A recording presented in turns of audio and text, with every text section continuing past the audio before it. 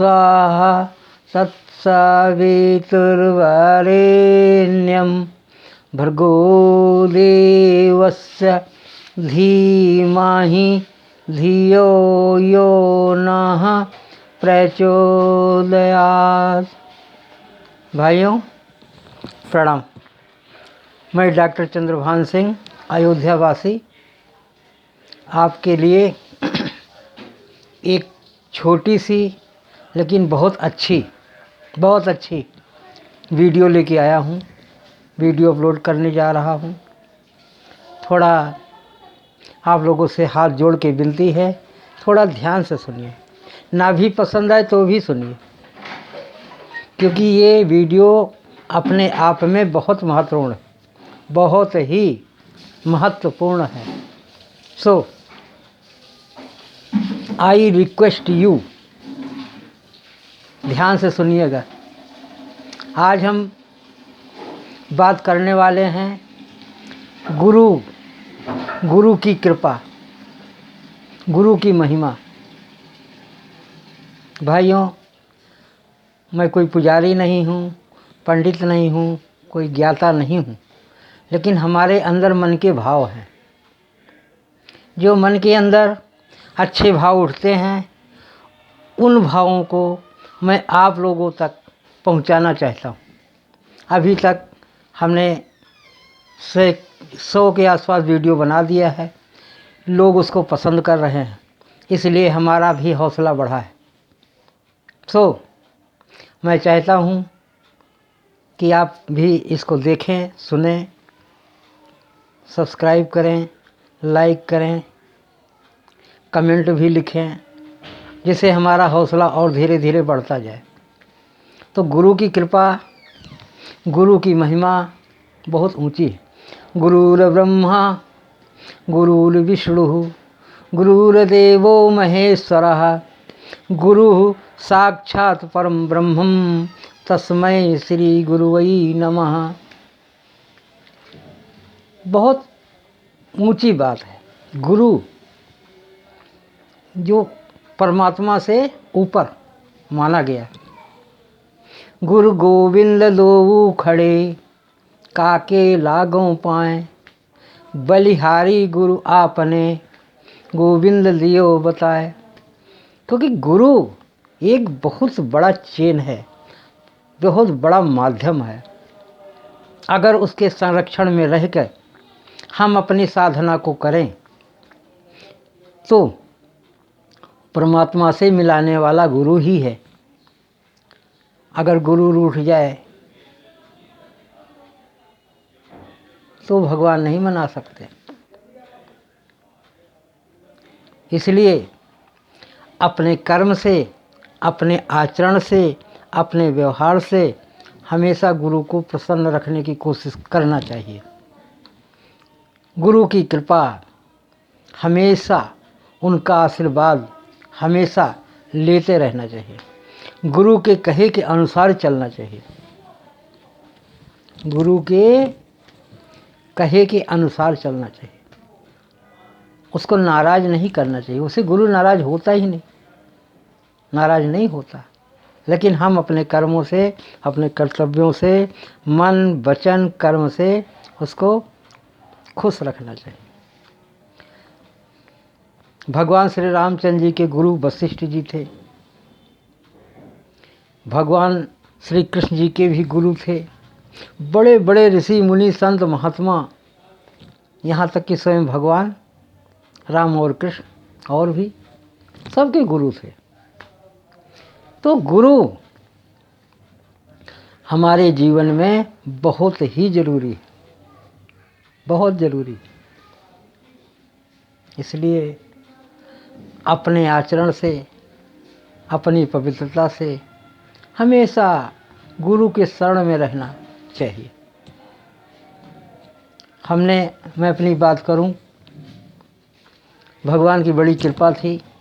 जब मैं 19-20 साल का था, एक चलते फिरते संत आ गए और उन्होंने हमसे कहा, तब मैं दवाखाना चलाता था, डॉक्टर था उस टाइम भी, लेकिन छोटा था, करीब साल उम्र थी, 20-21 साल।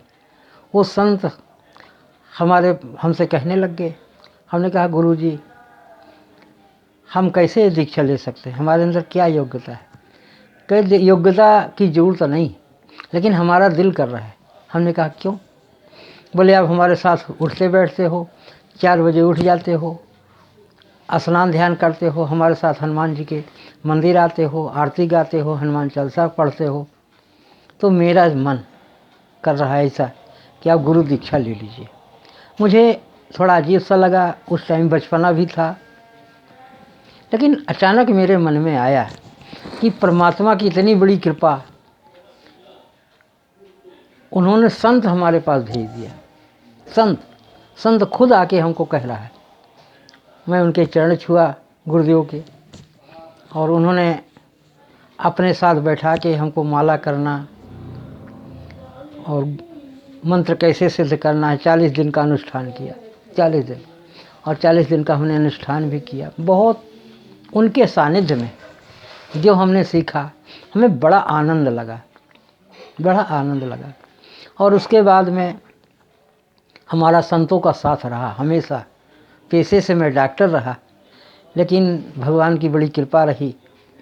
कहते बड़े भाग्य पायु सत्संगा, उनकी बड़ी कृपा रही और हम संतों के साथ में रहे, संतों के सानिध्य में रहे।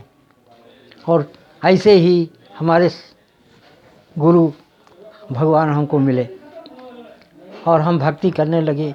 उसके बाद वो अपना चलते फिरते संत थे, चले गए। उस टाइम कोई मोबाइल वगैरह था नहीं, कोई ऐसा कुछ कि उनके संबंध में रहते, उनके सानिध्य में रहते। और फिर चलते चलाते हम अयोध्या जी में दोबारा 10-15 साल के बाद श्री नित्य राम गोपाल दास जी शास्त्री से भी हमने खुद जाके दीक्षा ली, खुद जाके दीक्षा ली और उनके शरण में रहे। अब भगवान की माया, एक बार मैं हरिद्वार गया और हरिद्वार में शांति कुंज आश्रम गायत्री शक्तिपीठ बहुत माना जाना स्थान है, श्री राम शर्मा आचार्य जी द्वारा संस्थापित है।